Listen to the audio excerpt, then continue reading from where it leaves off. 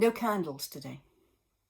Just the ingredients for pancakes, possibly minus the salt and pepper. I've got some facts about Shrove Tuesday for you. Shrove Tuesday varies in date every year, but always falls between February the 3rd and March the 9th. Shrove Tuesday falls on the day before Ash Wednesday, which is when Lent begins, which is always 47 days before Easter Sunday. And it varies because, as we know, Easter Sunday is decided according to the date of the new moon. If you don't know exactly how that works, well, more homework, go and look it up. To begin with, what does Shrove mean? Well, it comes from a practice more common in the Catholic Church when people would go shriving before Lent. It was a way of confessing your sins. To shrive was to go and confess and receive absolution so that you would not be carrying the guilt of your sin as you considered what Jesus had done for you. And that became Shrove Tuesday.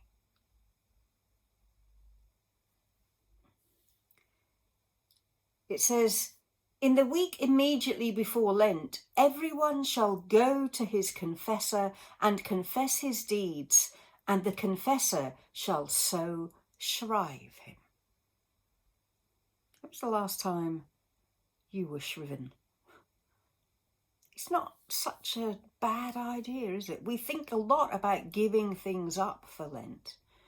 And the whole idea of Lent is to spend time reflecting on who we are, reflecting on what Jesus has achieved for us, but mainly to look at ourselves and recognize that our freedom was bought by Jesus, that our forgiveness was paid for at a high cost, Jesus' death. And so we reflect on these things and we give something up. We deny ourselves something, frequently chocolate, biscuits, or we take something up. We take on extra devotions or we fast. Fasting is associated with Lent. And it's associated with Lent, the idea being not just that we give up biscuits in order to lose weight, though currently that wouldn't be such a bad idea, but so that we can take some extra time to think about Jesus' journey toward the cross. So maybe shriving isn't such a bad idea, taking some time to think, what have I let slip? Are there any relationships I should repair? Should I spend some time speaking to God honestly about my thoughts, my prayer life, my church life, my family life? Only you and God can decide what that might look like.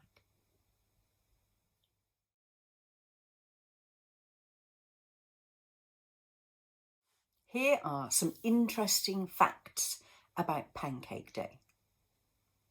The most flips anyone has ever done with a single pancake is 349 in 2 minutes.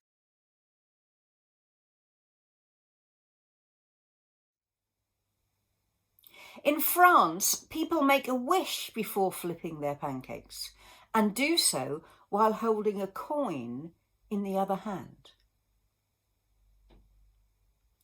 On average, Brits eat 2 pancakes each on Shrove Tuesday. But we all know someone who eats at least 3 times that amount. Who's the person in your house?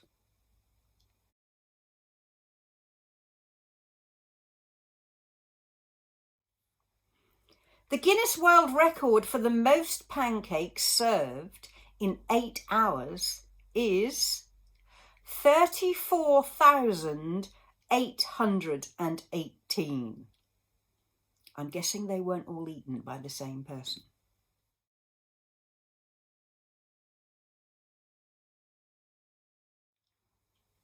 The highest pancake toss was 329 centimetres high.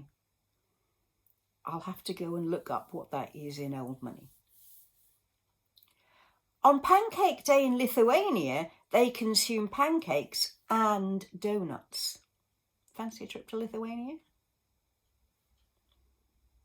In Finland, they eat green pea soup and pastry. In Iceland, they eat salted meat and peas. Prefer pancakes. Pancake Day races are common across Britain in towns and villages. The race is followed by a church service.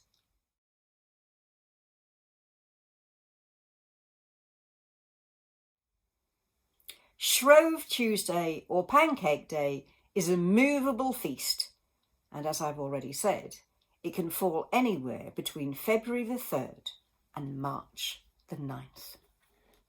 Of course, this time last year, I'm sure we would have been doing, because it was a Tuesday, we'd have been serving pancakes at Pulse, the youth work in church. As it is, as I record this, I am waiting for my grandchildren to arrive, and they are looking forward to Pancake Day. But there'll be no big parties, no pancake races, no big gatherings, no 34,000 pancakes. But still, let's spare a thought for what we're actually preparing for. The idea of Shrove Tuesday was to use up the luxuries, because people who were going to take Lent seriously would have a much simpler diet, would fast for at least one day a week, and would use the time, as I've said, to reflect and contemplate the meaning of their lives and the meaning of Jesus' life. But the truth is, these days, isn't it true that we all want the pancakes with lemon and sugar, bacon and maple syrup, or in my grandchildren's case, Nutella? But then do we?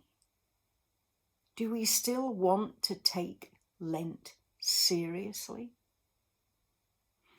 So my challenge to you today, before Lent begins on Ash Wednesday, is talk to yourself, talk to your household, and decide honestly what you want to do with Lent. The church will be doing Lent studies on our Bible study night. We'll be doing Lent sermons on Sundays. But what do you want to do to make Lent meaningful? It's far better, I think, to be honest with yourself and find something to take up or find something to do that you can achieve and you can get through, and it can be meaningful to you and to God, rather than just give up chocolate because it's the easy thing to do. Not that giving up chocolate is ever easy, but you know what I mean. So my challenge is this: spend some time. Decide what you want to do with Lent, and then tomorrow, begin. Do it. Take time for whatever it is that is going to make Lent more than just another 6 weeks. Now then, here's the other secret. In case you haven't realised, the 40 days of Lent are actually 46 days.